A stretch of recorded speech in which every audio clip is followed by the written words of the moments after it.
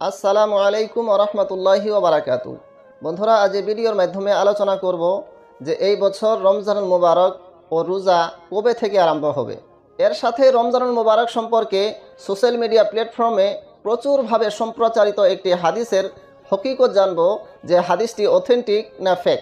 বন্ধুরা, রমজানুল মুবারকের 1-2 মাস আগে থেকেই হোয়াটসঅ্যাপ ফেসবুকের মাধ্যমে একটি বার্তা হাদিসের নামে প্রচার করা হচ্ছে যে আগামী অমুক তারিখ থেকে রমজান আরম্ভ হবে। আর আল্লাহ রসুল সাল্লাল্লাহু আলাইহি ওয়াসাল্লাম বলেছেন যে যে ব্যক্তি সবার আগে রমজানের খবর দিবে তার জন্য জাহান্নামের আগুন হারাম হয়ে যাবে। তো বন্ধুরা, আসুন জানি এই বার্তাটি কতটুকু অথেন্টিক।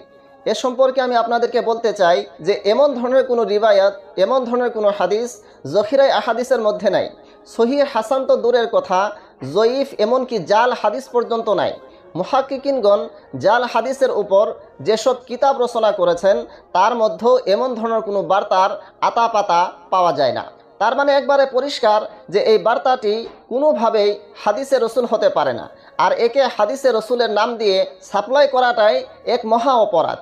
কারণ যেটা হাদিসে রসুল নয় সেটাকে হাদিসে রসুল বলা মানেই নবী পাক সাল্লাল্লাহু আলাইহি ওয়াসাল্লামের উপর মিথ্যা আরোপ করা। আর এ সম্পর্কে আল্লাহ রসুল সাল্লাল্লাহু আলাইহি ওয়াসাল্লাম বলেছেন, মান কাযাবা আলাইয়া মুতাআম্মিদান ফালিয়াতাবাওয়া মাকআদাহু মিন্নার, যে ব্যক্তি জেনে বুঝে আমার উপর মিথ্যা আরোপ করবে সে নিজের ঠিকানা জাহান্নামে বানিয়ে নেবে। এই হাদিসটি মুতাওয়াতির পর্যায়ের একটি হাদিস, যেটা সিয়াসিত্তার সহ অনেক হাদিস গ্রন্থে বর্ণিত রয়েছে। তো বন্ধুরা, এমন ধরনের বার্তা থেকে সাবধান হয়ে যান যে হাদিসটি নবীর হাদিস নয় সেটাকে হাদিসে রসুল বলে সাপ্লাই করলে নিজের ঠিকানা জাহান্নামে বানিয়ে নেওয়া হবে। তবে রমজানুল মুবারকের আগমন উপলক্ষে শুভেচ্ছা জানানো কোনো দোষের ব্যাপার নয়। কারণ আল্লাহ রসুল সাল্লাল্লাহু আলাইহি ওয়াসাল্লাম সাহাবাই কেরামদেরকে রমজানের আগমন উপলক্ষে সুসংবাদ দিতেন এবং সাহাবাই কেরামদেরকে রমজানুল মুবারকে উত্তম আমলসমূহের জন্য প্রস্তুতি নিতে উৎসাহিত করতেন। তো আসুন জানি যে এই বছর রমজানুল মুবারক ও রোজা কবে থেকে আরম্ভ হবে। বন্ধুরা, আজ 27 ফেব্রুয়ারি তথা 16 শাবানুল মুআজ্জম, এর মোতাবিক আগামী 11 মার্চ হবে 29 শাবানুল মুআজ্জম, যেদিন রমজানুল মুবারকের চাঁদ দেখা যাওয়ার প্রচুর সম্ভাবনা রয়েছে। তো যদি 11 মার্চ সন্ধ্যায় চাঁদ দেখা যায় অথবা অথেন্টিক ও শরীয়ত সম্মত সোর্সের মাধ্যমে চাঁদের খবর পাওয়া যায়, তাহলে সেদিন দিবাগত রাতটি হবে প্রথম রমজানের রাত।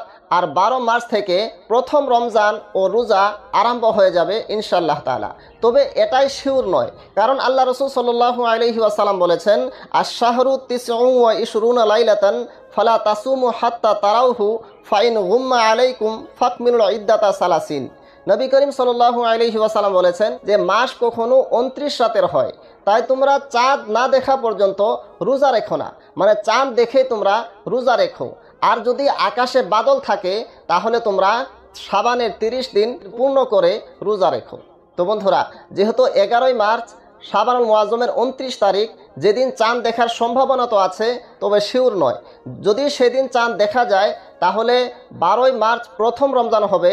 আর যদি সেদিন চাঁদ দেখা না যায় বা কোনো শরীয়ত সম্মত অথেন্টিক সোর্সের মাধ্যমে চাঁদের খবর পাওয়া না যায়, তাহলে 12 মার্চের দিনটা হবে 30 শাবানুল মুআজ্জম আর 13 তারিখ হবে প্রথম রমজান। তো বন্ধুরা, আল্লাহ সুবহানাহু ওয়া তাআলার কাছে দোয়া চাই যেন আল্লাহ পাক আমাদেরকে পবিত্র রমজানুল মুবারক নসিব করেন এবং রমজান মাসে ইবাদত বন্দেগীর মাধ্যমে আল্লাহ তাবারাক ওয়া তাআলার রাজা ও সন্তুষ্টি হাসিল করার তৌফিক দান করেন। আমিন।